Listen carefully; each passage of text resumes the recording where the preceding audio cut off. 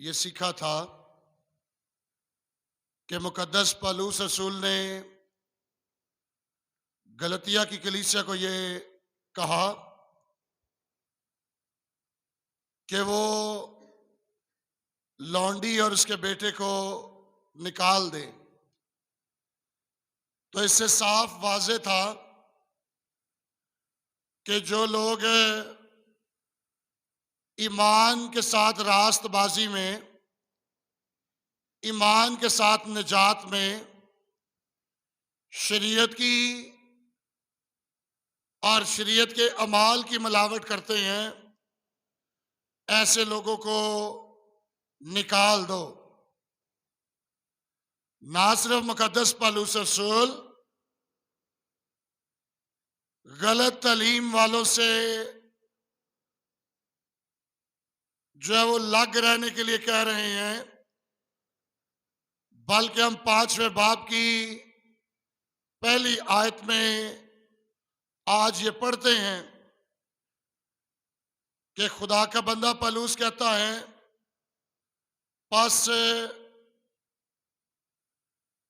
यीशु मसीह में आजाद रहो। वो अपील कर रहा है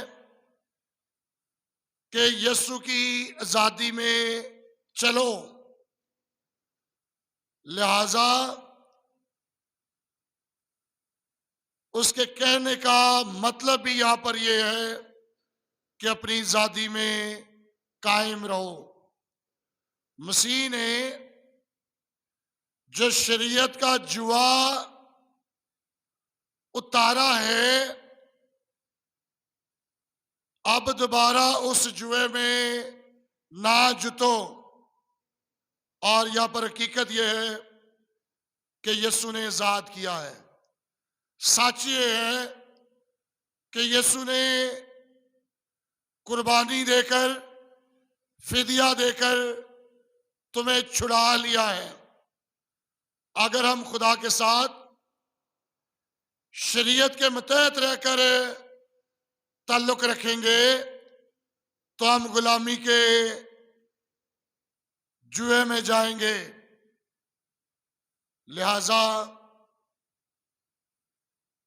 खुदा हमसे ये चाहता है कि हम अपनी ताकत के साथ आजादी में ना चलें।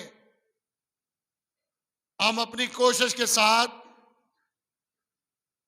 जो है वो आजादी हासिल करने और निजात हासिल करने की कोशिश ना करें, वरना हम दोबारा अपने आप को गुलामी में फंसा लेंगे। अहम बात यह है कि मसीह जिसने हमें आजाद किया है, क्योंकि इसके मुकाबले में हम अपने आप को खुद आजाद नहीं कर सकते थे। यीशु ने हमें आजाद किया है। ईमान लाने से हमें ये आजादी तोहफे में मिलती है, और जब हम खुद जद्दोजहद करेंगे आजाद होने की, तो हम दोबारा अपने आप को गुलाम बना लेंगे। सो पौलुस यहां पर जिस बात पर जोर दे रहा है, जिस बात पर मुकद्दस पौलुस रसूल का यहां पर एम्फसिस है, वो आजादी है। आज लोग आजादी की तलाश में बहुत सारी कुर्बानियां देने के लिए भी कोशिश करते रहते हैं, लेकिन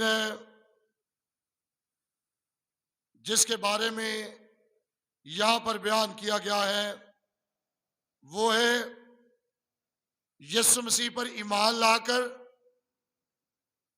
रास्तबाजी और निजात हासिल करना, आजादी में आना।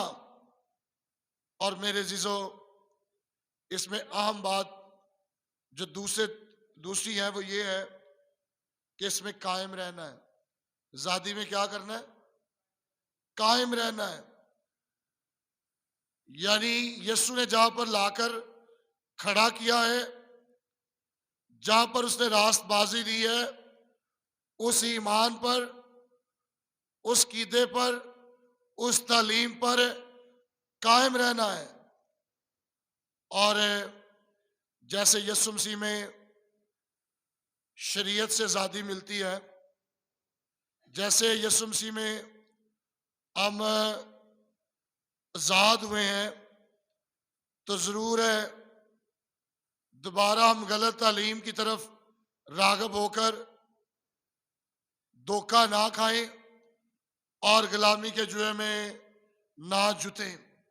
सो अगर आप गुलामी के जुए के बारे में, जिसका आखिरी जुमले में हमें लिखा हुआ मिलता है, दोबारा गुलामी के जुए में ना जुतो, ये जुमला याद दिलाता है कि जब यरूशलेम में यहूदी मसीही गैर कौमों से ईमान लाकर बनने वाले मसीहों को इस बात के लिए जब वो जोर दे रहे थे कि वो खतना कराएं और शरीयत के मतहत हो, तो फिर ही सच्चे मसीही बन सकते हैं। तो उस कौंसल में, उस इजलास में खुदावंद का बंदा पतरस रसूल खड़ा होकर उनसे कहता है कि क्यों शागिर्दों की गर्दन पर दोबारा ये जुआ डालना चाहते हो, जिसे तुम्हारे बाप दादा भी और हम भी उठा नहीं सके। क्यों दोबारा शरीयत की गुलामी में इन लोगों को ले जाना चाहते हो, जिसे कोई भी पूरा नहीं कर सका। और मेरे जीजो, यहूदी शरीयत के जरिया से खुदा के सामने रास्तबाज बनने से कासर रहे हैं, वो शरीयत पर अमल नहीं कर सके, लिहाजा उन्हें गैर कौमों पर इस भारी बोझ को, इस जुए को नहीं लादना चाहिए था। गलतियों की कलीसिया में भी यही मसला था। यहां पर भी वो शरीयत के मतहत इन मसीहों को करना चाहते थे। तो पलूस यहां पर यह कहता है कि दोबारा गुलामी के जुए में ना जुतो। मेरे जीजो, उस दिन के बाद बहुत सारे यहूदी जो उस्ताद हैं, वो शरीयत को एक जुए के साथ ही तशबीह देना शुरू हो गए थे। जब पतरस ने ये बात अमाल के 15वें बाब में की थी और पलूस ने शरीयती ताल्लुक को जुए के तौर पर देखा है। जो लोग शरीयत के माल पर अमल करते हैं, वो अपने ऊपर जुआ रखते हैं। वो एक हाल में एक बैल की तरह चलते रहते हैं और गुलामी का ये जुआ हमें पिसाने के सिवा और कुछ नहीं है। हम खुदा के हाल को खींचने की बहुत कोशिश कर सकते हैं, लेकिन गुलामी का जुआ हमें उलझा कर रख देता है, हमें एक हाथ में बंद कर देता है और हमें मायूसी और नाउमीदी के अलावा कुछ नहीं मिलता। इसलिए ये शरीयत के हुक्मों को याद रखना, 613 हुक्मों को याद रखना और फिर उन 613 हुक्मों को बारी बारी अपनी जिंदगी में पूरा करना। और अगर 613 में से आपने 612 शरीयत के हुक्म पूरे कर दिए, लेकिन 613वां हुक्म आपसे पूरा नहीं हुआ, तो आप सारी शरीयत के मुजरम बन गए। ये वाकई इन हकाम को याद रखना, गिनना, पूरा करना किसी जुए से कम नहीं था। और ये बिल्कुल नामुमकिनात में से है कि आप इन हुक्मों को पूरा कर सकें। ये बड़ी हैरत की बात है कि पलूस ने अपने आप को इन सब के ताबे करने को, गुलामी में दाखिल होने का हवाला दिया है। जो लोग भी अमाल के जरिया से निजात कमाना